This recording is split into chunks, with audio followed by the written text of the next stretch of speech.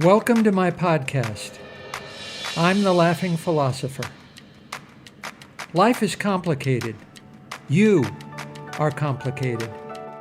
Everything seems to have been figured out, except how to live a happy life, guided by wisdom and reason.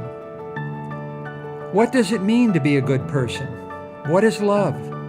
Who am I before I was told who I am? Why haven't I found myself yet? Why do I have regrets?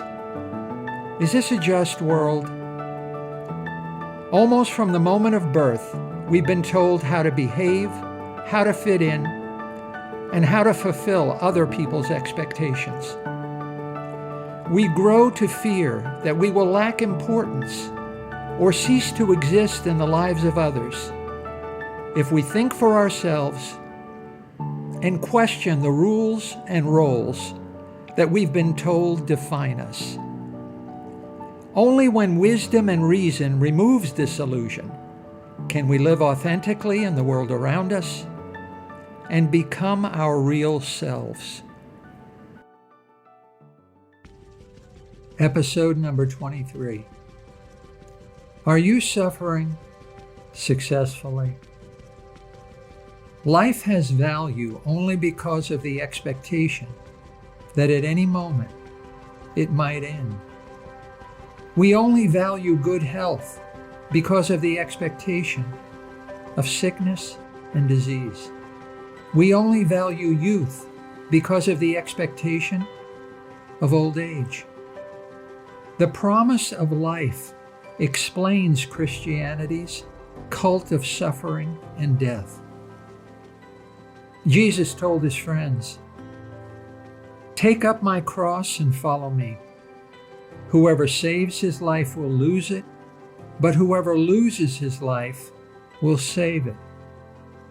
Eternal life can be cherished only in the shadow of eternal death. Hell follows from heaven, just as hot from cold, up from down, and birth from death. Schopenhauer said, "After your death, you will be what you were before your birth."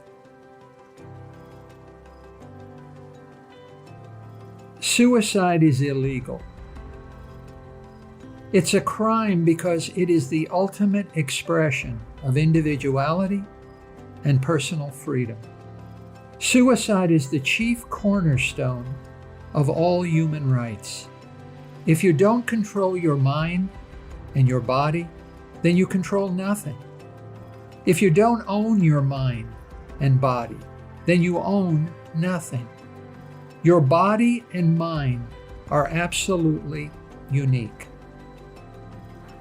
There is no other mind and no other body in the universe identical to yours. And in the life history of the universe, from the Big Bang to the Big Chill, there never will be another creature exactly like you. When you arrive in the world, you bring your mind and body. And when you leave this world, you will carry them away. Your mind and your body belong to you. No other person or group has the right or the privilege to dictate what you must and must not do with them. If you don't possess your mind and your body, then you have nothing. All men should have an abortion, but no women. If you were compelled to describe your whole life in a single sentence, what would it be? Pilate demanded this of Jesus. "I was born and came into the world to testify to the truth. All who love the truth recognize that what I say is true." How did Jesus respond to Pilate? How did Jesus sum up his life's work in a single sentence? He said, "I tell the truth." There are 100 right ways to interpret and explain the life and mission of Jesus. He was a philosopher, he was a teacher, he was a revolutionary, he was a criminal.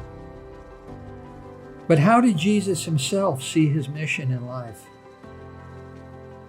I testify to the truth. What would Jesus think of a liar? Life is short, but truth lives long. Speak the truth, said Schopenhauer. Most people think that what's in their head must be true, or it wouldn't be there in the first place. The greatest enemy of truth is belief. People believe every kind of exaggeration, half-truth, total falsehood, and uncritical assumption, just as if it is truth, and cling to it just as ferociously. The tomb was empty. No one witnessed a resurrection.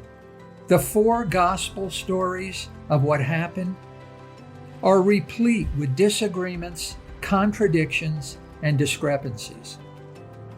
No one, before or since, has ever walked out of his grave, but Jesus had many friends with a motive to steal his body. And then, as now, grave robbers are not uncommon.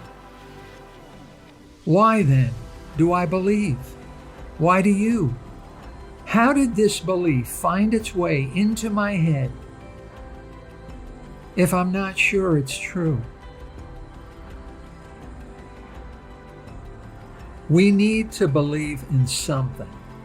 You need to believe in something. You need to have beliefs and convictions, but almost from the moment of birth, you are told to obey and to conform. You don't know how to think for yourself. You never learned, and to teach you is blasphemy. You repeat what you are told and adopt as your own beliefs and convictions other people's opinions. Truth is much more difficult to find than simply asking your friends or the television machine. Your mind is filled with truths that are untrue, false truths, put there by other people to help them cope with their own doubt and uncertainty. Why does not knowing make a belief feel more true? There is a profound difference between truth and belief, just like the difference between a picture of a rose and a real rose. Is there anything more difficult than not deceiving oneself?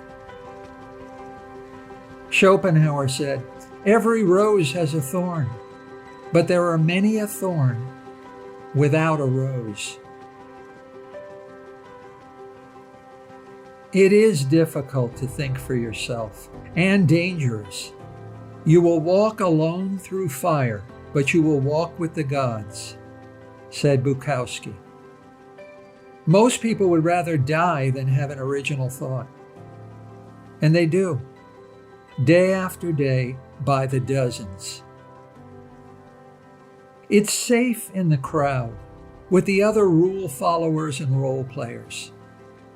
You will be forced to sacrifice 9/10 of your individuality in order to accept and conform to the illusions and expectations of others.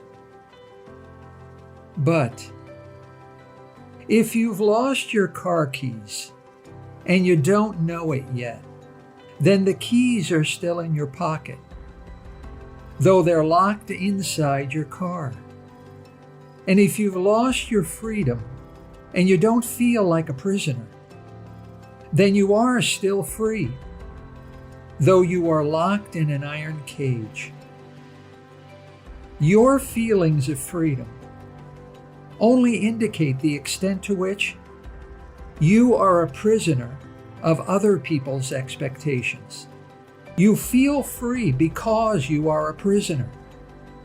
You feel like a prisoner because you are free.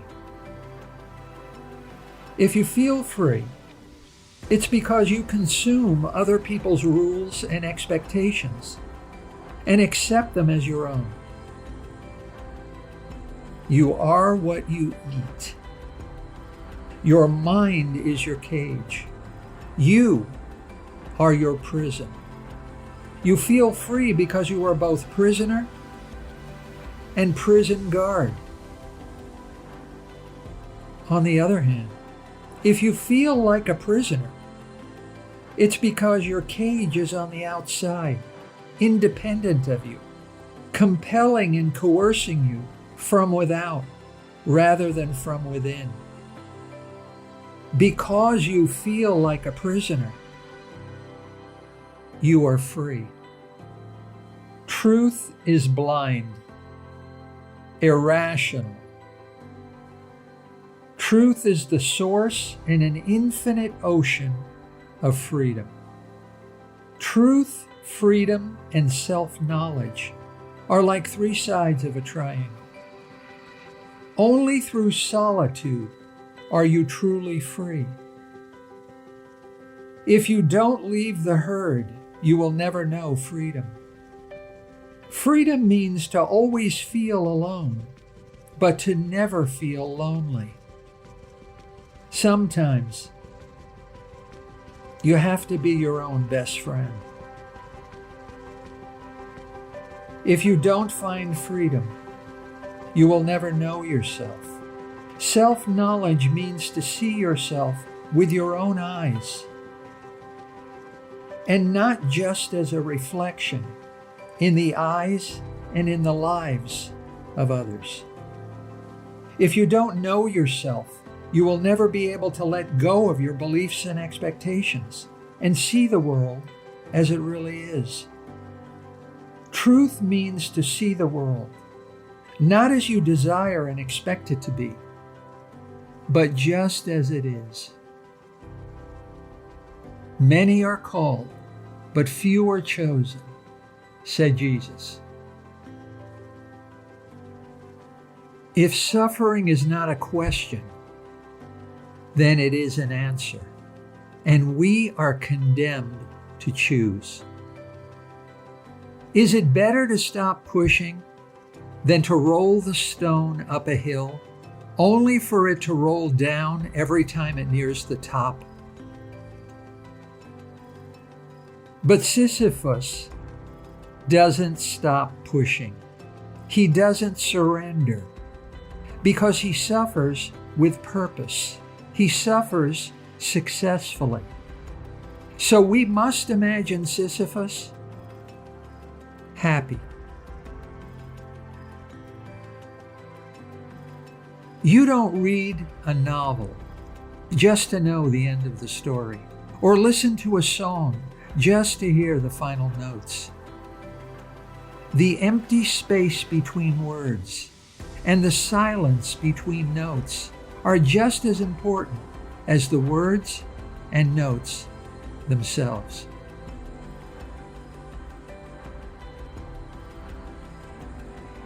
Pay attention to yourself. 1 minute you feel happy, and the next minute you feel unhappy. It just happens. There's no reason or explanation for it. Not really. It's the little joys, the little disappointments, life's little moments in the space between happiness and unhappiness that are just as important.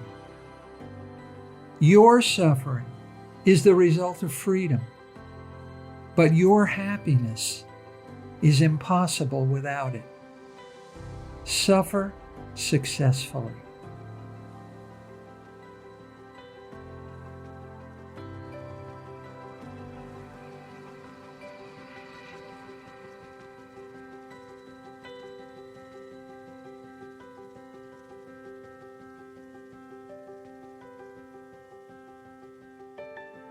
Hi, I'm Dr. Robert Corey, the Laughing Philosopher.